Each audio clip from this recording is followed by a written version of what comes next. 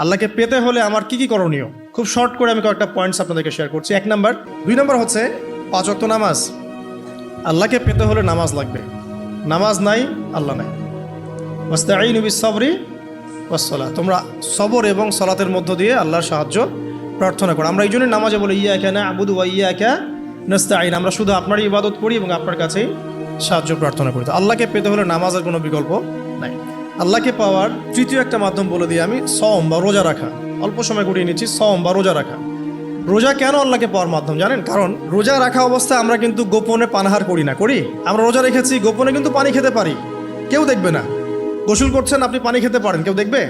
দেখবে না। লুকিয়ে লুকিয়ে আপনি কিন্তু খাবার খেতে পারেন, কেউ দেখবে না, বাসায় কেউ নাই দেখার, কিন্তু আপনি খান না।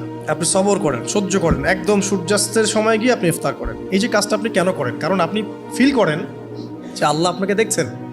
কেউ আপনাকে দেখুক না দেখুক, আল্লাহ আপনাকে দেখছেন। এটাই হচ্ছে ইহসান, এটাই হচ্ছে আল্লাহ পাকের মারিফতকে উপলব্ধি করা। আল্লাহ রাসূল সাল্লাল্লাহু আলাইহি ওয়াসাল্লাম বলেছেন, ইহসান হচ্ছে আন তা'বুদাল্লাহা কাআন্নাকা তারাহ, তুমি এমনভাবে আল্লাহর ইবাদত করবে যেন তুমি আল্লাহকে দেখছো। ওয়া ইল্লাম তাকুন তারাহু ফাইন্নাহু ইয়ারাক, তুমি আল্লাহকে দেখতে না পারলেও বিশ্বাস করবে আল্লাহ তোমাকে দেখছেন। এটা রোজা রাখলে উপলব্ধি হয় না যে আল্লাহ আমাকে দেখছেন? এটা হচ্ছে আল্লাহকে পাওয়ার মাধ্যম। এই জন্য রমাজানের রোজা অবশ্যই রাখবো ইনশাআল্লাহ। পাশাপাশি এই যে সোমবার, বৃহস্পতিবার বা এই যে মাসের 3 দিন আইয়ামে বীজের সওম আছে, 13, 14, 15, আরাফার সওম, আশুরার সওম বা নফল সওম, এগুলো রাখার অভ্যাস করলে আল্লাহকে পাওয়া যাবে ইনশাআল্লাহ। আল্লাহ পাক আমাদেরকে বেশি বেশি সওম রাখার তৌফিক দান করুন। এবং আমাকে, আপনাদের সবাইকে বিগত জীবনে আমরা যারা বিভিন্ন সময় সওম রাখি নাই বা রাখতে পারি নাই, বা বিভিন্ন সালাত পড়ি নাই, পড়তে পারি নাই, এগুলোকে হিসেব করে আদায় করার তৌফিক আল্লাহ পাক দান করুন। আমিন। 4 নম্বর একটা মাধ্যম বলে দিই আল্লাহকে পাওয়ার, সেটা হলো তিলাওয়াতে কোরআন। কোরআন তেলাওয়াত যে যত বেশি করবে, অর্থ উপলব্ধি করে পড়বে, সে আল্লাহ পাককে চাক্ষুষ পাবে ইনশাআল্লাহ। মানে আল্লাহ রাব্বুল আলামিন একটা চিঠি দিয়েছেন, মনে করেন আপনাকে, আপনার একজন, কথার কথা এক্সাম্পল দিচ্ছি, যে আপনার কোনো একজন বন্ধু আছে অনেক দূরের কোনো দেশে, তা আপনি তাকে দেখেনও নাই, আপনি তাকে চিনেনও, মানে আপনি তার চেহারা দেখেন নাই, তাকে চিনেন না, তার সাথে যোগাযোগের মাধ্যম হচ্ছে আপনার চিঠি বা মেসেজ, ঠিক আছে?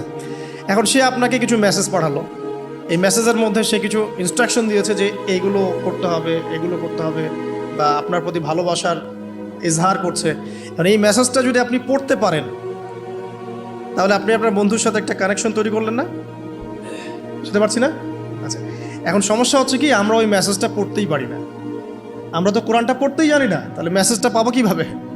আর যারা পড়তে জানি সেই ভাষাটা বুঝি না। এখন ওই বন্ধু মনে করেন চিঠি লিখেছে বাংলা ভাষায়, আর আপনি বাংলা পড়তে জানেন না, তাহলে কি পারবেন উপলব্ধি করতে তার মনের ভাব, সেই বন্ধুর আবেগ, ভালোবাসা, প্রেম আপনি কি উপলব্ধি করতে পারবেন?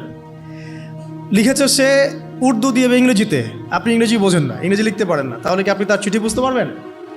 এখন আমরা যেহেতু আরবি বুঝি না, এই কারণে কোরআনের মধ্যে কি বলেছেন আল্লাহ রাব্বুল আলামিন আমরা উপলব্ধি করতে পারছি। আমি কি বুঝাতে পারছি?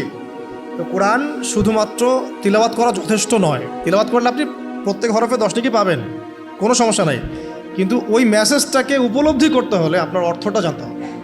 অর্থ জানলে পরে আপনি দেখবেন আল্লাহকে আপনি চাক্ষুষ সামনে পাচ্ছেন ইনশাআল্লাহ। আপনি হতাশ হয়েছেন, হতাশা দূর করার জন্য সূরা আছে কোরআন। বিপদে পড়েছেন, বিপদ দূর করার সূরা আছে কোরআন। আপনার রিজিকের সমস্যা কাটানোর সূরা কোরআনে আছে। কোনো হাজতের প্রয়োজন, সূরা ইয়াসিন, হাজতের সূরা চলে আসে। অসুস্থ হয়েছেন, শেফার সূরা কোরআনে আছে। বা কাউকে জিন টোনা করা হয়েছে, বানটোনা করা হয়েছে, ওর শেফাও কোরআনে আছে। এমন কোনো বিষয় নাই যেটা আল্লাহ রাব্বুল আলামিন কোরআনের মধ্যে নাজিল করেন নাই। ব্যবসা করতে চান, কোরআন কথা বলবে, ঠিক আছে? আপনি সামাজিক বিষয়ে ডিল করতে চান, সূরা হুজুরাত কথা বলবে। আপনি ইতিহাস ভালোবাসেন, কোরআনে ইতিহাস দিয়ে ভর্তি করা আছে। আপনি কাব্য ভালোবাসেন, কবিতা পড়তে ভালোবাসেন, কোরআনের মধ্যে কবিতা দিয়েও ভর্তি আছে। আর রহমান আল্লামাল কোরআন খালাকাল ইনসান, এখানে ছন্দ আছে না? প্রত্যেকটা ছন্দ, ওয়ান নাজমি ইযা হাওয়া মা দাল্লা সাহিবুকুম ওয়া মা গাওয়া ওয়া মা ইয়ানতিকু আনিল হাওয়া, ছন্দ আছে না? আপনি উপন্যাস ভালোবাসেন, কোরআনে অনেক উপন্যাস আছে। যা চান তাই পাবেন কোরআন। এক কথায় আপনি আল্লাহকে পাবেন কোরআনের মধ্য দিয়ে।